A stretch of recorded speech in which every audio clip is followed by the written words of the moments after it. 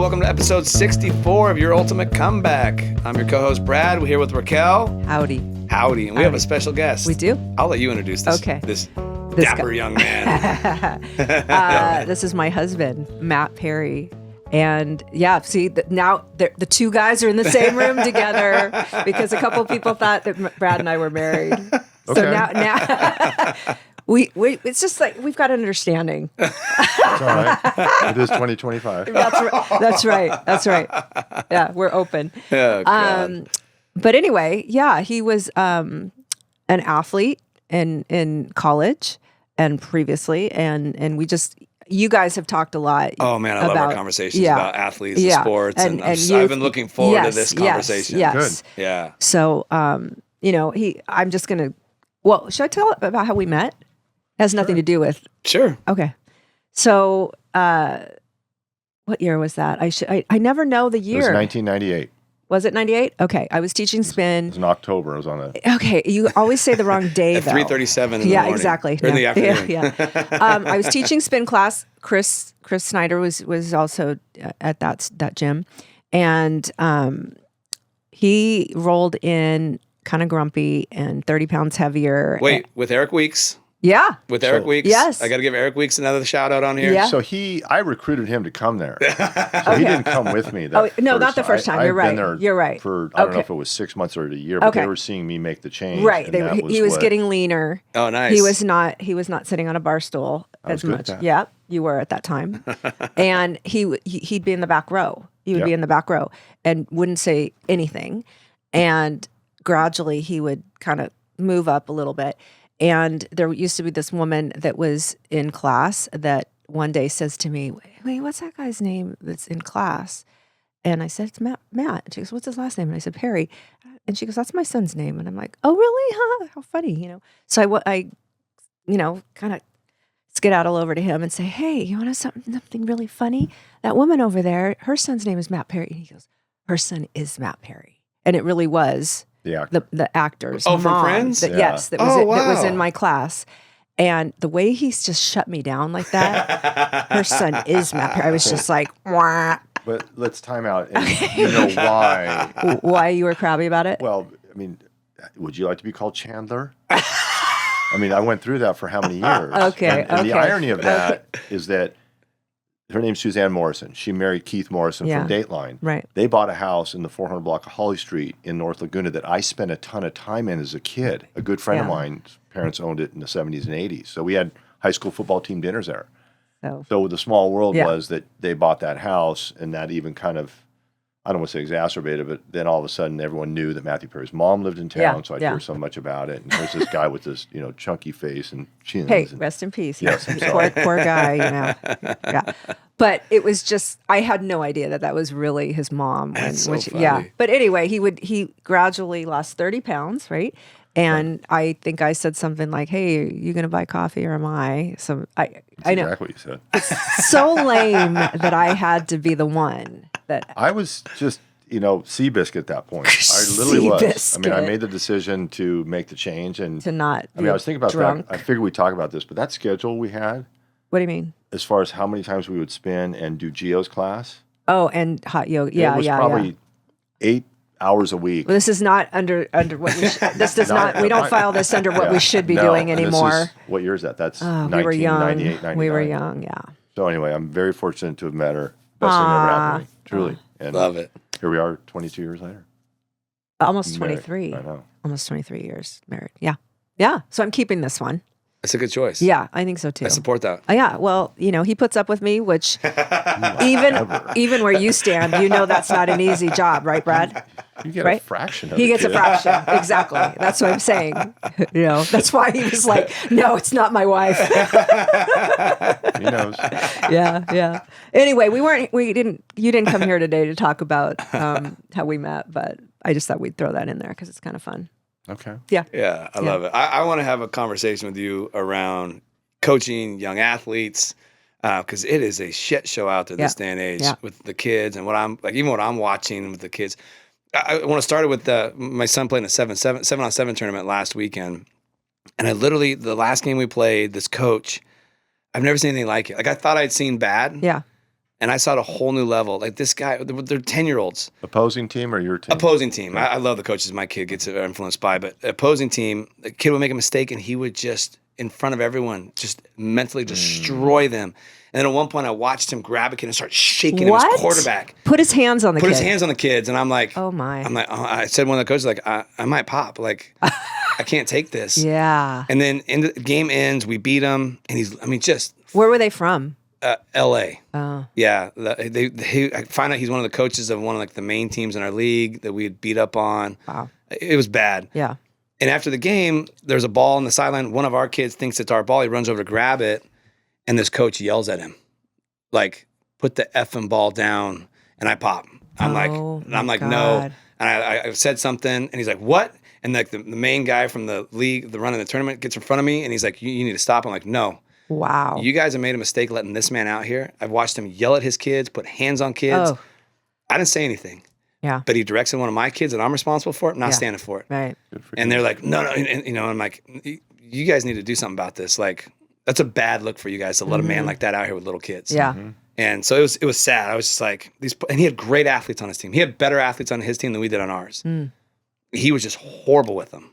Well, there's your sign right there. If he had better personnel but couldn't coach them. Oh man, it was like they should have blown us out. We are just a better coach team.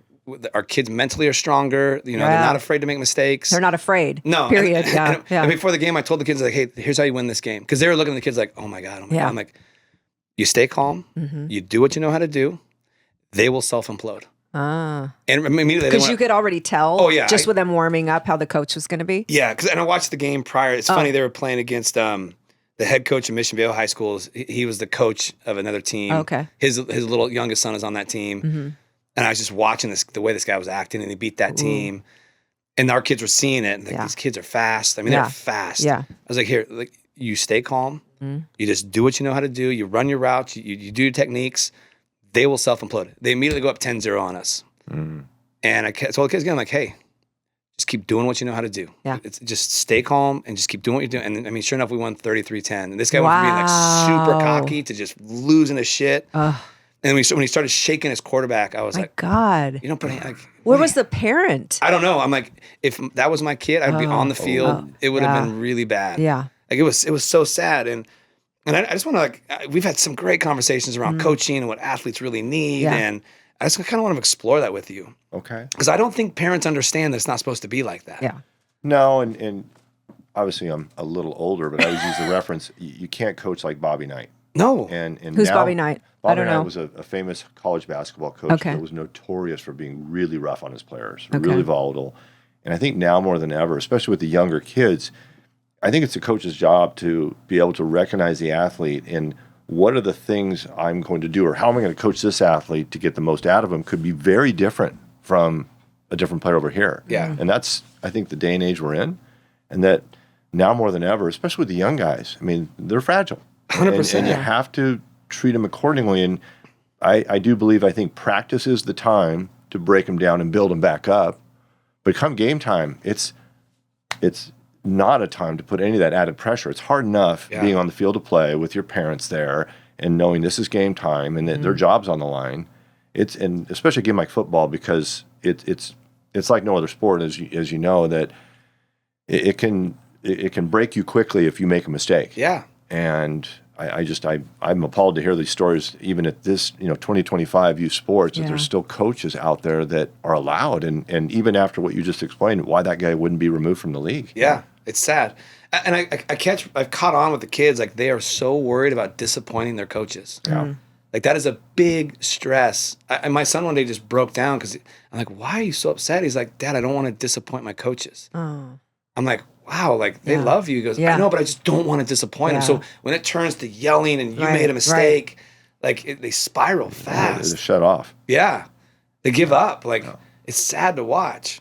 But it's interesting. Quinn has said to me before, I know when I mess up. Oh, they all do. Right? When someone else is beating me down. She had a coach that was very hard on her that she used to say, he'd kind of get in there with a finger sort of thing. And she would say, I already knew that, and like during like what Matt's talking about, that maybe not during the game. let them roll. Yeah. You know, because what do you always say? You want them to play loose, right? Play loose. Don't think. You Yeah. can't be having these outside worries. Right. I mean, all you need to focus on is your job on the field to play, whatever position you're playing. Yeah. Yeah. And if you've got this added element in your brain making you nervous, Right.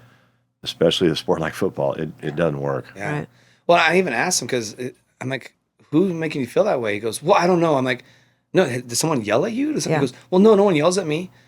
Like, where's this coming from? He goes, I don't know. I just don't want to disappoint everyone. So he's in an environment where the coaches aren't coming down on him. They're But he's supporting seeing him. the other stuff. He's seen it all, Yeah. and he is still worried about it. Part of that's probably because he recognizes he's on a very elite team. Yeah, right? yeah. 100%. And so even at the age he's at, he probably recognizes like he's adding that pressure because he knows this is a very high level program. Yeah. And he's fortunate to be there, and he doesn't want to put himself in a position to let the coaches down or jeopardize his job. Yeah. Yeah. 100%. Yeah. It's one thing I love. I guess I feel very lucky for my kids.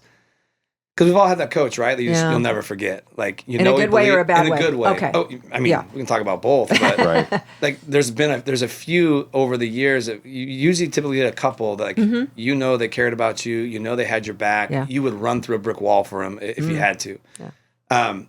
And so what I love is his head coach from this past season has decided to step down as head coach. Is that who I know? Yeah, Coach Okay. B. Yeah. And nice guy. I told Gavin, and the greatest thing ever was he started to cry. I'm like, why are you crying? He's like, Dad, I'm really going to miss him. Oh. I'm like, pfft. And I tried to share with Coach B the story, and I got all teared up. I'm like, God, dude, like I feel so lucky that so young he got one of those coaches. Like he'll remember that guy for the rest of his life. For sure. Well, it reminds me, my dad told me, I don't know how old I was, he said he intentionally never coached me in youth sports. And part of the reason I know is because of his work schedule. But also he said, I wanted you to learn how to take direction from another grown man. And I think that's a really good thing. And the same thing, I've got a couple coaches that I absolutely would just go face down on the pavement for. Yeah. And it's a good thing that you've exposed your son to that. And he'll take that with him for the rest of his life. Yeah. There's a great book I read called Season of Life. If listeners, you haven't listened, you have a kid in sports or you're a coach, I think it's one of the best books ever to read. He talks about the circle. And there's the circle, and as the coach, you're either going to end up inside the circle or outside the circle. Meaning, inside the circle it's going to be an experience like my son had with Coach B. He's going to remember it for the rest of his life. Yeah. Or you're going to end up outside the circle, which is like Coach. I can't remember his name now. I finally got over Bobby it. Knight. Yeah, it was a Bobby Knight guy. Like he pretty much self-inflicted ruin in my career from a mental emotional standpoint. Yeah. Coach Jewett was his name. I'll never forget that man. Wow. And I'll never forgive that man. Yeah. Because he did nothing to help me, everything to destroy me. Yeah. Thinking it was making me better. But you know what? As an outsider that was never an athlete, She's very athletic, though. Do you know that story? No, Matt, you don't need to tell tell the us. story. Okay, tell the story. This is bad. This is kind of. Why is it bad? Is it sexist? Why is it sexist? What are you talking about? I'm getting ready Oh to my ask her to God. marry me. And she's obviously very fit, and we've done yoga, so I said there's some athleticism. I got to figure out if she's an athlete. I throw some keys at her. She just stabs it one hand. I'm like, okay, she's a keeper. Wow. 174 Flower Street in the living room. I did that. That was what the deal breaker Well, was it's going part to of- be. there's a Oh long my list. goodness. Okay. Long list. I thought it was how I looked when I woke up in the morning with no makeup. 6 a.m. test was Okay, another. all That's right. good. Okay, let's check That's it. sexist, huh? No. But what I was going to say is having not been an athlete and having I watched both of my kids participate in sports, and one now playing in college. It's, he played volleyball in college and football in college. And I think it's good that both of us weren't athletes in some ways, because I'm kind of stupid about some of the things. Like they talk a language, Quinn and Matt talk a language that I'm like, what are they talking about? And Quinn will say, how many years have you been watching me play volleyball and you still don't know what that means? And I'm like, sorry, I don't know. What did I call something that you were like, honey, I forget. I called something. I didn't call it. I didn't call it a home run or anything that bad, but it was, I don't know. But it's just, I can even tell from my vantage point that who has been instrumental in affecting my kid in positive and negative ways, much like, but you were an athlete. You are. Yeah. So you sit from a different kind of vantage point.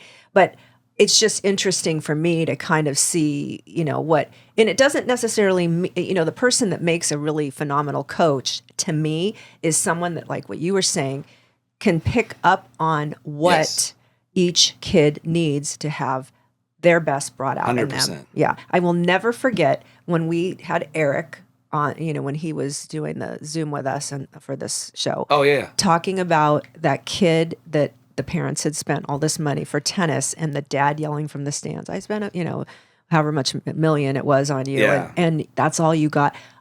Oh, My heart just broke. it's Yeah. horrible. I know. So, I mean, we all know there are parents like that. We all know there are not so great coaches. I don't know. It can make or break a kid.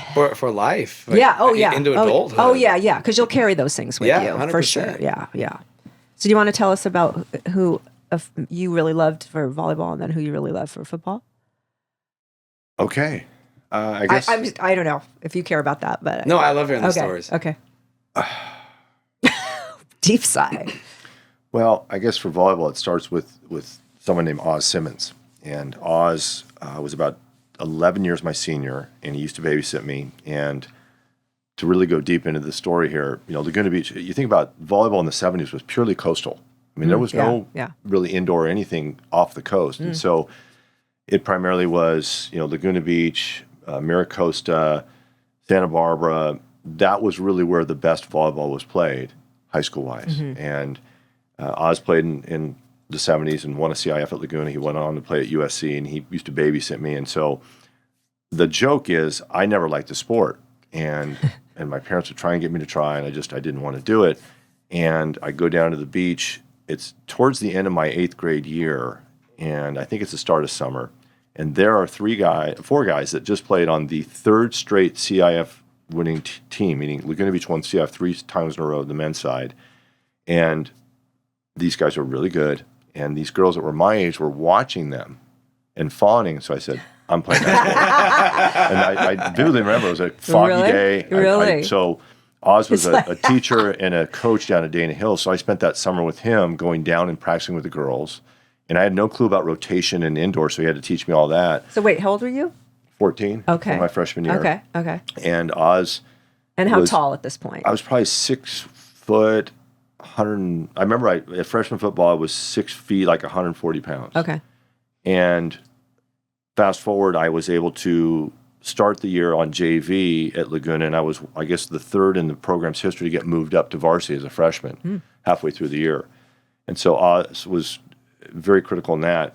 I then was playing for Bill Ashton, who is I wouldn't say he's world famous, but notorious because he did win all these CIF championships. And Laguna Beach has numerous gold medalists in volleyball out of that program. So those two were really critical for me in that sport. But I'd say the coach of all coaches was my high school football coach my senior year. His name is Cedric Hardman. He played for the Niners. He still, to this day, I guess, holds the record for the program or for the franchise, the most sacks. And he came to Laguna.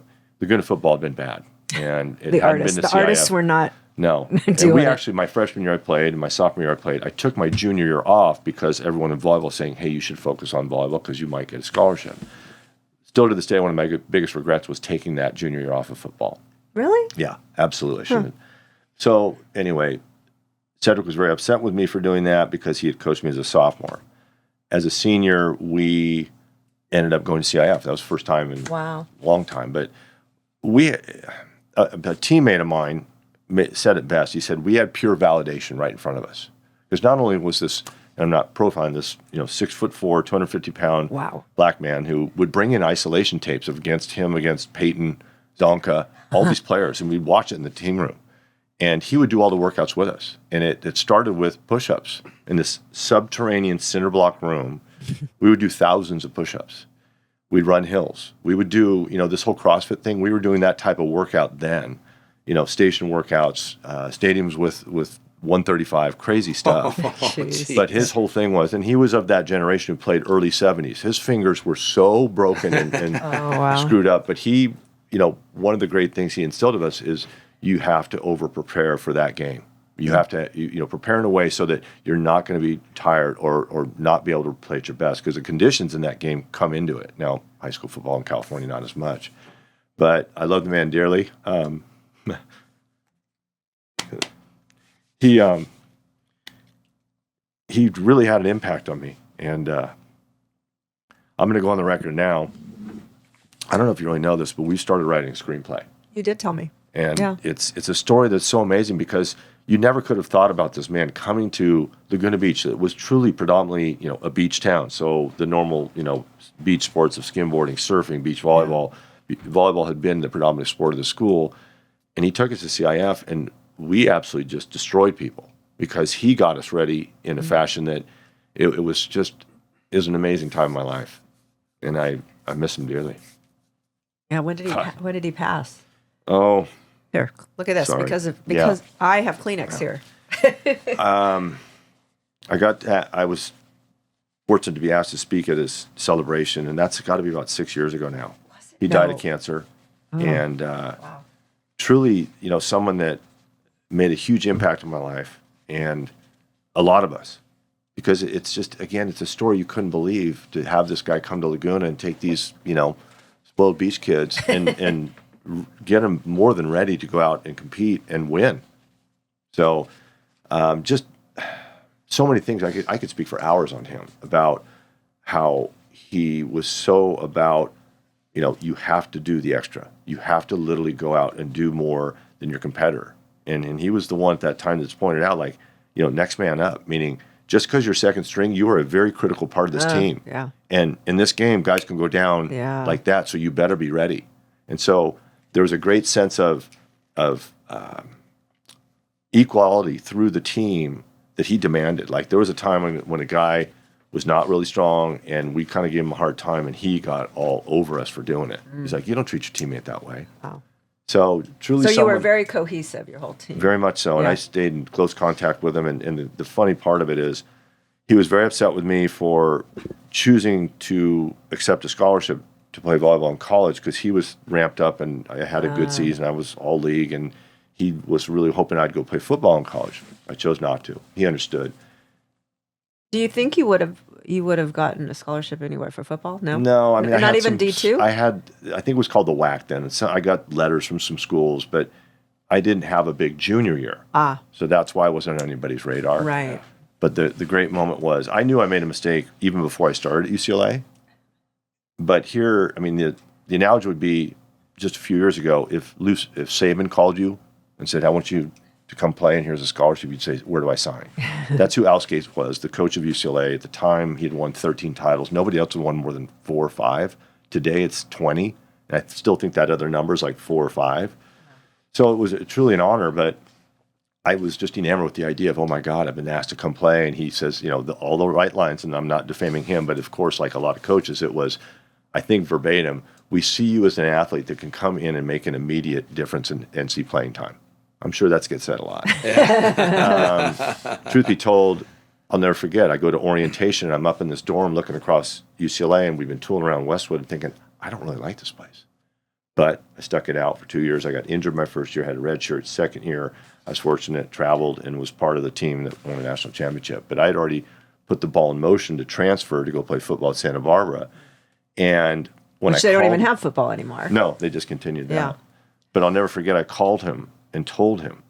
Who's him? Cedric. Oh, okay. And there was this long silence on the phone. And I know I asked him, like, you still? And he goes, absolutely I am. Because I could tell he was so excited. And that's when the training got crazy. We would go out to El Toro in July at like 2 p.m. just to run. Just and just to and boy. He was good for that. Yeah. So I will always remember him as, outside of my family. Yeah. I mean, no other man has had the effect. And that's the power of coaching right there. Yeah. Like, I think that they are some of the most, outside of family, they're the next most influential people in these kids' lives. Right. Because, and you remember them one of two ways. You either love them dearly or you despise them. Yeah.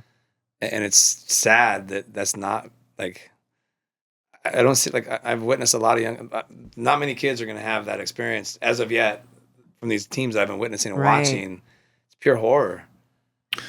Well, so much goes into it, and I am probably not the only person, and let's make sure everyone understands, I wasn't some big-time college athlete. I was mediocre enough to get where I got, but I came up with this theory when our son was playing baseball, and where would I go sit? Out in the outfield by myself. Yeah. I didn't want to be around the parents, because I quickly recognized, I think there are some or a good amount of parents that go to this different place, and the word is vicarious. Yeah. In a lot of cases, because maybe they hadn't had much of an athletic career beyond maybe high school. So that was my theory, was the ones that played college sports or beyond, they weren't the problem. No. And I'll never forget, I'm pretty sure it was Gary Matthews, and we're over at Bob, come on, what's the field by our house? Bob Henry. Bob Henry Field. Yeah. And it's an all-star game, and I'm kind of in right center, and he's way over in right, sitting in chairs, just by ourselves, just mind our own business. Gary Matthews Jr.? Yeah. I trained him back in the day. Does he have a son that might be, Yeah. okay, Kellen's age, Yeah. low 20s? Uh-huh. Okay, so it was an all-star tournament we had at Newport. We're playing Irvine. I think he probably lived in Shady at the time. Oh, yeah. So there's some rub going on, and parents are yelling, and it's getting ugly. And I just kind of look at him, and he looks at me, and we just kind of just shake our head like, that's why we were sitting out there. Yeah. Yeah. Well, you still don't always sit by me during things. It's true.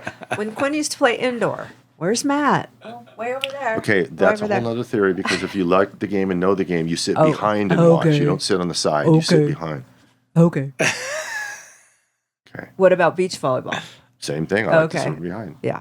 Okay. I know sometimes I want to sit a different, which I'm okay with now. Yeah. You know, it's. I get that. I don't like when my kids are playing sports that I played. I don't see it well from the spectator angle. I see it better from like the view of when I played. Yeah. You see the game totally Or when different. you watch film, especially football, people don't understand how wide the field is and how much spacing there is. And same thing with indoor volleyball, because you can see the ball move across the net differently. Yeah. So I've always appreciate that angle more. Yeah. So, honey, that's. I know. It's not anything to do with you or your breath. I know. So what do you think if you were a coach?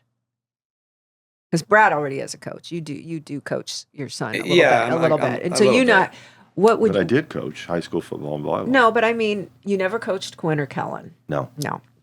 And well, Kellen 1 year in baseball, but I was remember with Ray. Well, you were on the fringes kind of thing. I didn't want to. Yeah. That's true. You didn't. You're right. But it's interesting seeing, like you said, that there's certain parents that don't know how to handle it very well. And it's taken a lot for me to work on the poker face, watching, because I don't want to be the one that goes. I was guilty of that, and Quinn will confirm it. It took me some time, and here, a good friend of mine who I played with at UCLA, he went on to have a very good career. I had to sit him down and say, I'm not going to use his name because he might see this, and say, because his daughter is a player as well, and I said, you got to really work on, if your daughter does something great, maybe a little clap, good job, but if she makes a mistake, you do not flinch. Yeah. Not a single movement in your body. So hard. Because they're looking. They're going to see you. Yeah. And I think that's just, again, these younger athletes, there's so much pressure on them. And, you made the comment about a parent spending all this money.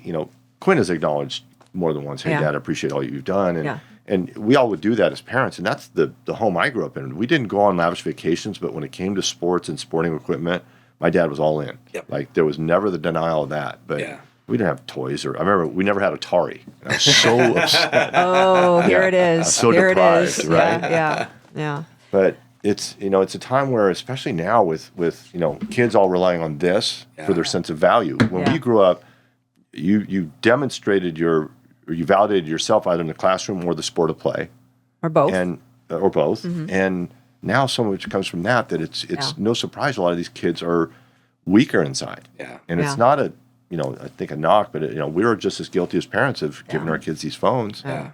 Way too early. Way too early. They rely too much on that to, you didn't like the fact I had a peanut butter sandwich today. Well, okay. Who cares? What? No, they post something and that's a validation of like, Yeah. I have a good friend that's a high school football coach, and that's one of his biggest struggles is how much the boys need validation through social media and the phones. It just runs their life. It's boys more. I mean, girls. I always think. I'm sure girls. He's like, as male athletes, the validation they need from social media. He's like, he doesn't even know how to deal. And he's younger than I am. Yeah. He's just like, it's wild how much this can make or break their day. Oh yeah. And they're when they show up to practice, especially if they post something up of what they were doing, their athletic prowess, made fun of them, or something like they just come in emotionally destroyed over a post or something like that. And he said it's wild to deal with. Yeah. I do think though that it's the difference between, girls and boys is huge, and how the coaching should be approached. Yeah. Don't you think, Brad? I think, yeah. I mean, I've noticed it. Like, Yeah, how they with both respond of your to things. kids? Yeah, yeah. I feel super lucky because my daughter, picked up volleyball in 8th grade. Yeah. And was horrible at it. It was so funny to Wait a minute, watch. she didn't start playing till 8th grade, Yeah, and I I know, went and it's watched crazy. her play that CIF match, I know, Yeah. it's pretty crazy. and she's a junior. Yeah. She's a She's junior come a now. long way. That's Yeah. impressive. Yeah, Wow. I still have a video from her very first game. She didn't play in the game; she sat on the bench, but like trying to hit the ball. Yeah. I saved it on purpose, That's good. and I show her all the time. I'm Yeah. like, look how it's sometimes just a reminder, like, Yeah. you come a long ways. Yeah. But so picked up the ball first time, 8th grade year. Fell in love with the sport. We got her training over the summer. Tries out for volleyball in 9th grade, and this coach puts her on the varsity team. Sees her potential as a setter, and one of those coaches like. She was at that game with my daughter, and came down and talked to her, and my daughter me and the sergeant started bawling. Aww. Like, misses her so much, but like just did such an incredible job of instilling confidence, belief in my daughter, like, because she never really played, she didn't know what the hell was going on. Yeah. And this coach just pushed the hell out of her and just made her deal with it. Yeah. But in an incredible way. So like, I feel super lucky that like You got that they experience. both my kids have experienced that level of coach like you've experienced, where they will never forget that person. Right. At very young ages, but it's helped, but now she's now going through, she's got some tough coaches now, and coaches she disagrees with, but she's learning how to deal with that, which I think is valuable as well. But like, she understands like what a great coach is. But well, that's part of the age too. It's like where Quinn is now. Yeah. A lot of it becomes more on her. Yeah. I mean, they're going to lay out the workouts and lay out the program, but it's especially as you get further along in high school and she realizes there's someone right behind her. Yeah. And she better keep working because that person's really hungry to get off the bench and on the floor. Yeah. So what are you going to do? Yeah. Oh. Yeah, I've been blessed. My kids are not afraid to work, and Yeah. it's funny because at freshman she then goes on and plays club for Balboa Bay. Had the worst coach I've ever experienced in my life, and to the point where I'm not one that will go talk to a coach. I got to the point where I'm like, I'm saying something, and she's like, Dad, no, you are not. Like, you are not saying something. I'm like, no, what he's verbally like, it's gone too far. It's like, no, and she survived it. So she'll never forget that man either for all the wrong reasons. Right. But now I appreciate it because she's like super resilient. So now she has a club coach, which is a combo of super hard but super loving. See, I think that's good. Yeah, That's so a good it's like where other girls will just crumble, and when she starts to get angry, Uh-huh. my daughter's like can get through it. Yeah. But then like when the rewards come, like she just got a text from the coach about the last game because she's switching positions, and she was just high as life. Yeah. Like, it meant so much to her Yeah. to get that positive. So coaching's an interesting paradigm, right? Yeah. Like, but that one coach helped her fall in love with the sport, Sure. believe in herself with the sport, and to the point where like that's all she wants to do. She wants to try to play in college. Yeah. That's so great. But you're proud of that. Didn't even know about the sport. Yeah. Like, It just confirms, she's heard me say it, I've said for a long time, the good teachers and coaches, they're the richest people we know. 100%. Look what they have at the end of their career, all these young people's lives they've made a positive impact on. Yeah. It's like, she knows I went to this service for a guy that was an absolute icon in the city of Laguna Beach, and he could have had a mile of kids that would have stood up and talked about him. The same way I talked about my coach, Yeah. and that it's fortunate that there are individuals that get all that time, because it's unless you get to higher levels, there's no money in it. Yeah. No. So you're doing it for the love of the game or to give back. Yeah. And that's really where she knows I would love to be able to do that full time, Yeah. but she needs shoes. So Yeah, that's it. So I have a question for you from your perspective. What are some things you think from a coaching standpoint are vitally important for kids in their development? Like mental, I'm not talking like skill development, like mental, emotional, like resiliency, things like that. What's your perspective on that?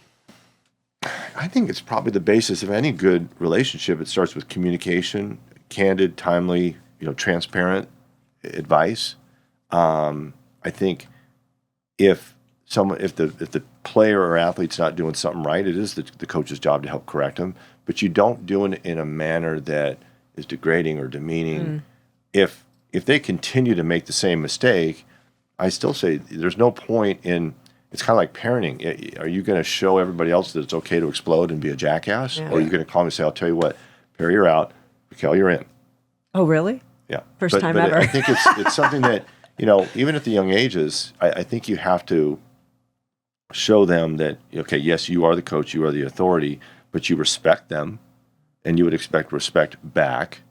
I think it's something that, again, you don't know what you're getting because at the end of the day, it all starts with us as parents. Yeah. And so that's, as a coach, you don't know what you're getting. You don't know what the home life is like. Now, again, around here, we have a lot of families and good kids, and same time, there's probably some not so good kids. But that's, I don't know if I'm really answering your question. I'd say to develop that mental toughness, I think that comes through training. You think about that, especially at the young age when these young kids are not very strong, not very coordinated, they're just getting acclimated to their bodies. As you train them and show them, hey, you put this work in, you're showing yourself the gains, and that brings mental strength. Same thing with the field of play. You have to get out there and throw them in the deep end of the pool at times. I mean, it's like, I'll never forget, as a freshman, he put me in a match as a freshman, and my eyes were wide as saucers. My mom and dad tell the story. They're in the stands. They could just tell I was nervous as all get out. But it's like anything else. Once you get moving, or in the case of like football, once you get one good hit in or one good play in, you're fine. You're not even thinking about it. Same thing in volleyball. You put a good ball away or make a good play, you're not thinking about that stuff. It's just kind of like you shift a gear to a different place.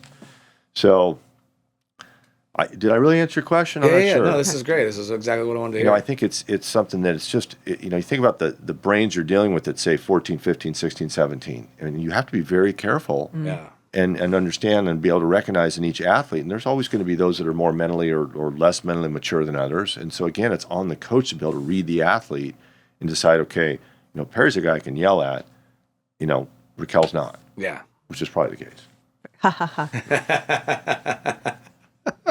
Well, I think that Quinn would say that about Coach Vallely. A good example. Now, I'm going to go on the record. I was never a big fan of the franchise, but a coach I liked just based on his demeanor and his track record is impeccable is Bill Belichick.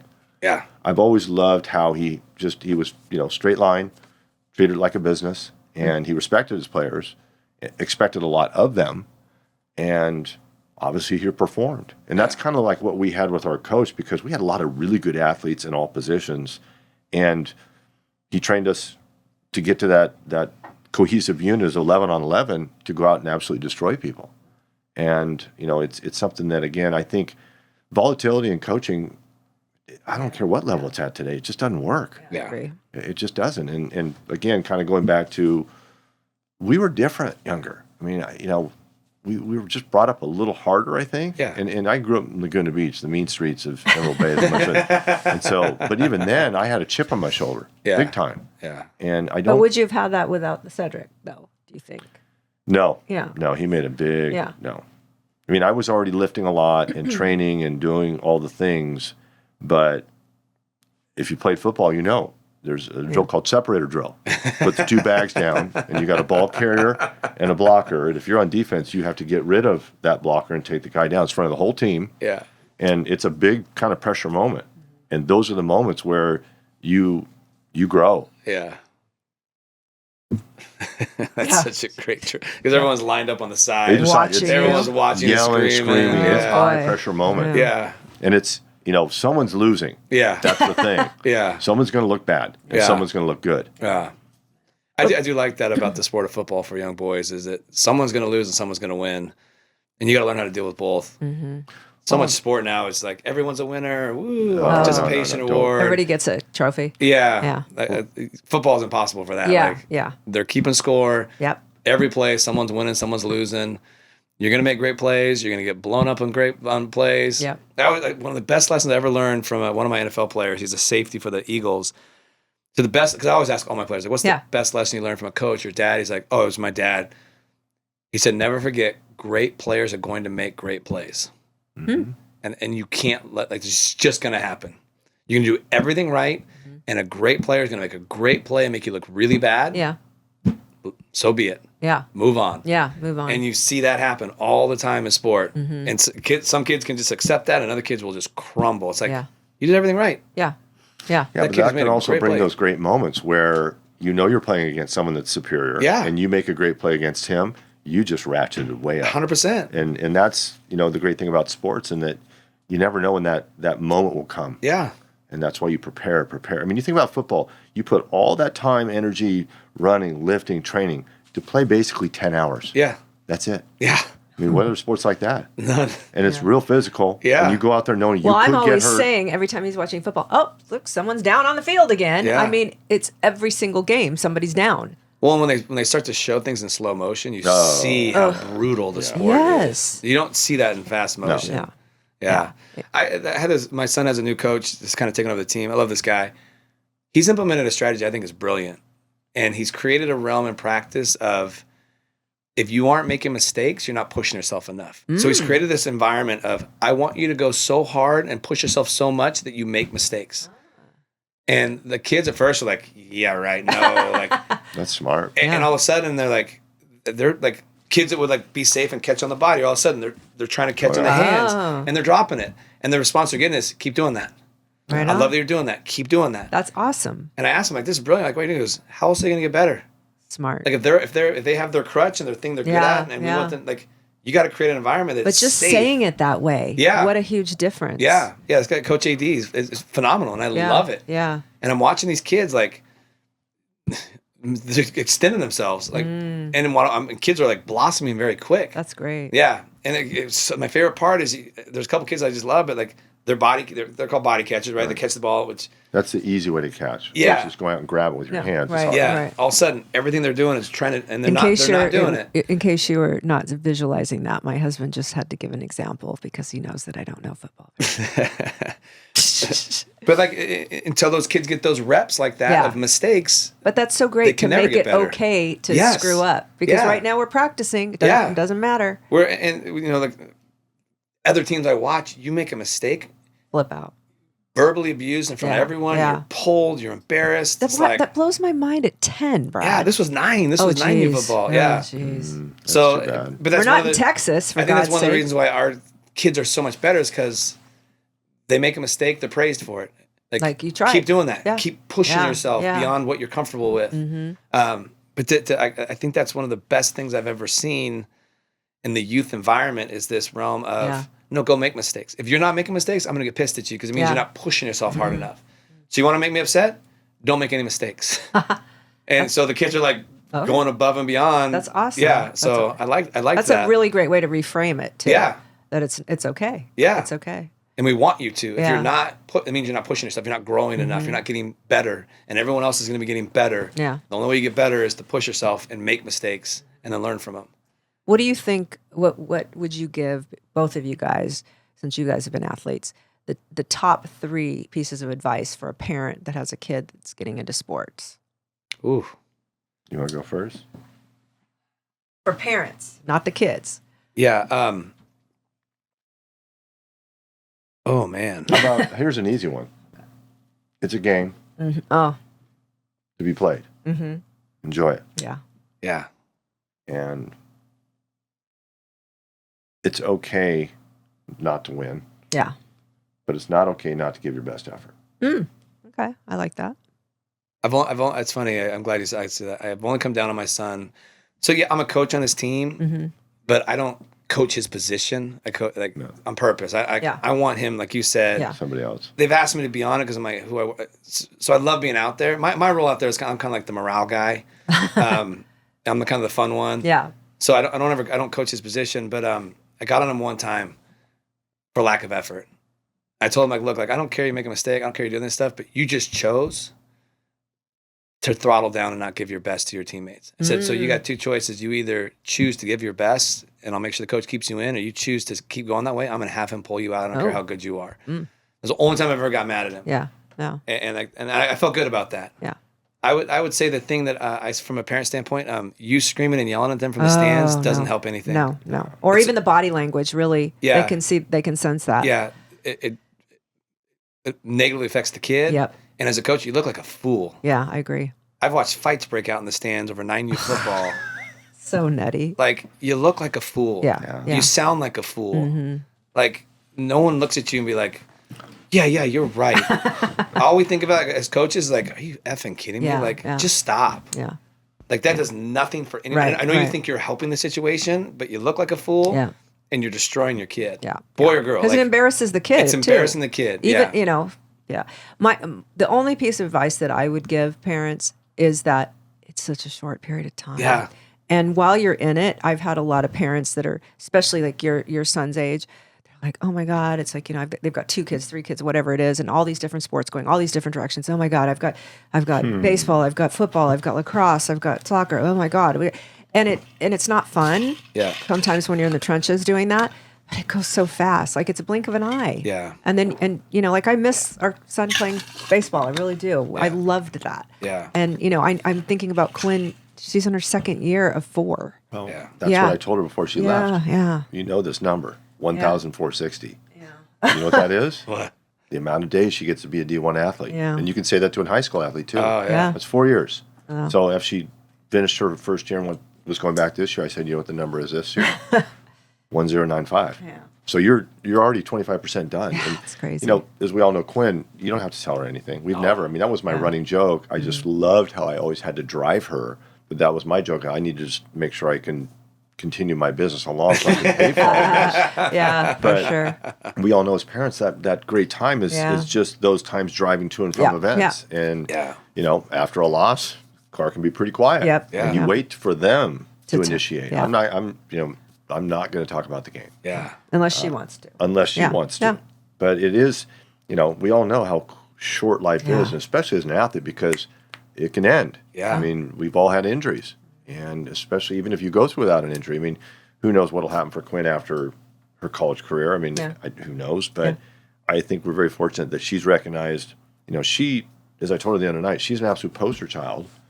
And I'd say both children are as far as how they carry themselves, how they treat themselves. I mean, we were so blessed that neither children drinks or parties. They eat right. They get, I guess Kellen gets different sleep than Quinn, but, it's a time where you don't get it back. Yeah. And that's why I kind of threw out that number initially. Said, Quinn, you'll always be a part of the program, but you're going to not be in the program at a certain point, and you'll be looking back in. And it's something, just relish every moment. Every time you have to go out and the run. The parent and the lift kid.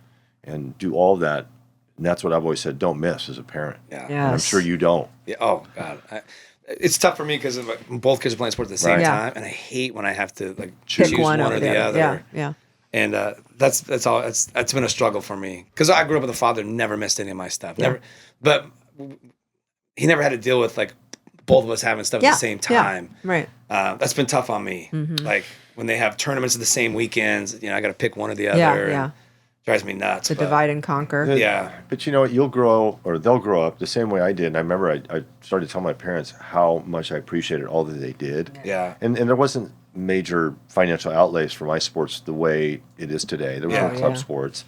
And the trainers and the exactly all that goes into it. But they grow into an adult. Yeah. And they'll recognize and they'll thank you. Yeah. Absolutely. Yeah. And that, I think that's one of the greatest things we get to do as parents is afford our children all these experiences and point them in different directions. Yeah. I mean, here, Kellen, pretty good baseball player, but recognized early skateboarding was his thing. And as much as I had a hard time with it, my take was, okay, there's a lot of try, fall down, get hurt, get back up and try again. Yeah. And that was my takeaway for him. And it did harden him up. Remember, he was a kid that, was always a little less mature initially, but he caught up. He's a boy. He's a boy, yeah. But I'll tell you, it's been a great run. And if any parent hears this, as far as the kids, and I don't care if they play the tuba or they're in the band or whatever it is, go to everything you can. Yeah. Support. I've missed a few. One was for Oz's celebration of life, and Quinn had a match. And I went to the celebration, and I kicked myself because I'm sure Oz would have said, you should have gone to the match. Yeah, I remember that, yeah. I think one other thing I think is really important is that when kids are young, all that matters is they fall in love with the sport. Yeah. Mm-hmm. If there's not a deep love for the sport, it's not going to stick. Yeah. And I see so many parents of young kids pushing these kids so damn hard. Yeah. And they're already talking about college and this and academies and that. Yeah, it's like, right. Whoa, none of that matters right now. Right. Like this little one, boy or girl, has got to fall deeply in love with the sport. Yep. Because eventually it's going to become a job. Yep. And that love's not there. I see it all the time training athletes is that I would have two types of parents. I'd have parents like you guys. Talk to me a little bit about how I do things, what works, and then boom, I never see you or hear from you again. Mm-hmm. It's never like you're never in there watching, oh, you should be doing this, you should be doing that. Do you have parents like that? Oh, yeah. That come to the workouts? Come to the workouts, and they will critique my workouts. Why aren't you doing this? Why aren't you doing that? And here's what I see all the time is the parents that show up in the beginning, see how things are, see what things are like. Yeah. You want to do this? Yes, I want to do it. Okay, great. Boom. I've had, those only kids I've ever had make it all the way to the professional sport are the children of those kids. I've had it happen a couple times. They start in middle school. Literally, like, I remember calling a parent, like, don't you want to know what's going on? Because before that, it's always been like parents like on me. Yeah. And I remember him saying that his name was David Nick, baseball player. His dad said, he goes, look, like, this is my son's deal. He's like, as long as he's happy and you're doing what you're supposed to do, it's all on him. Yeah. That's great. Wow. And that kid made it really far in baseball. Yeah. But then I have the parents like, they show up, they're critiquing me, pushing their kids. As soon, a lot of them ended up in a college sport for about 2 weeks. Yeah. And then once mommy or daddy were gone, quit, out, they had hatred for the sport. Yeah. I get that. So I think it's really important to understand that, like, your kid has to fall deeply in love. It doesn't matter what you want or how much you want it. Right. If that kid, and so the emphasis should be about fun and love and how great you did and what did you do well. Not critiquing the shit out of them at 9 years old. And how dare you, and screaming at them from the stands and embarrassing them. Like, in my opinion, it should be a deep love generated. Agree. So like when I'm out, I think that's why I'm the morale guy with our team is like, I'm just showing them love, having fun. Like, I love it. Fist bump. Yeah, for sure. I'm so game from. Been 30 years I've been on a field. I don't remember shit about it. They're doing techniques. I'm like, I don't know. So indirectly that permeates to them. Yeah. I mean, these are 10-year-old boys. Yeah. And whether they recognize it or not, they're like, here's this old guy running around and having this much fun. This must be a great thing to do. Yeah. I'm always in my cleats. I'm always out. If I don't tell them what to do. I show them what to do. I see some video of me now. Like, God, I feel like I move so much better than that. But I'm out there having a good time. Like, I'm talking smack with them. Like it's. That's great. I think that's super important. So you're going to be one of those guys that you're going to get stopped someday. It'll be this grown man who will say, hey, coach, how's it going? Yeah. And just as I have done more than once, I mean, they'll thank you. Yeah. And I had a super cool experience. I was a strength coach for Vanguard's volleyball team way back in the day. And one of the girls made the Hall of Fame and asked me to come. And like in the middle of the speech, like thanked me for my contribution to her from like 20 years ago. Wow. Yeah. I'm like, I had no idea that meant that much to you. See? Yeah. Well, you think about certain athletes. I was one of them that adopted lifting and gaining strength. I mean, that was, call it the 80s when people started to get smart to, okay, lifting is going to help. Yeah. There's still a lot of athletes who can get by certain sports without lifting. Volleyball's one of them. Yeah. But I know Quinn has embraced it. And it's something that, again, kind of what we were talking about earlier, is it does so much more, not just for them as an athlete, but mentally. Yeah. When they look back and go, wow, I just did a set of X for X reps. And I remember 2 years ago, I couldn't do half of that. Yeah. So it shows them like they are progressing. And that was one of my dad used to always say, you're either green and growing or ripe and rotting. I love that. And that's really, I think, true for anybody in any walk of life, whatever you're doing. Are you progressing? Are you improving? Yeah. Yeah. I love that. It's funny. My dad used to say, "You're either getting better, or getting worse, and never staying the same." Yeah. So Quinn and I take Quinn to look at Stanford, and my mom went to Stanford, so I went up there when Elway played, and we would go watch games. And so here we are at the Grove, which is this big eucalyptus grove outside the stadium. They have a very nice football practice field, and probably it had to be like 60 yards long on a fence. It said, "You're either getting better or getting worse," and it's the same thing. Yeah. And so I think it's kind of like all of us, how you guys better than me, take care of your bodies. No, he was talking about before you got here about the circus animal and how you guys. I think, and that's another thing I was going to say is that in this day and age, and this is going to maybe not be received by all or maybe offensive, but I'm sorry, when you walk on the field as a coach, you better be in shape. Yeah, I'm sorry. Yeah. In this day and age, there's no excuse. Yeah. Because they're looking at you. Yeah, you get way more buy-in. You're going to command respect or not, because you obviously don't have the strength to stop the spoon to your mouth. Yeah. And I'm sorry, but this is the world we live in now. 100%. And I think especially with youth, I mean, that's where we're looking at this man. It's just literally a Greek god right in front of us. And he's doing all these workouts out stronger than all of us by a long shot. Yeah. And at the time I remember, he was 20 years older than we were. So late 30s, he would still run gassers with us, run hills with us, do cleans with us, do all the push-ups with us. And so he led by example. So I think that's a great lesson if someone hears this. Like, if you're a coach, walk on the field like you are someone that commands a respect. Yeah. Because you do it for yourself. I agree with that 100%.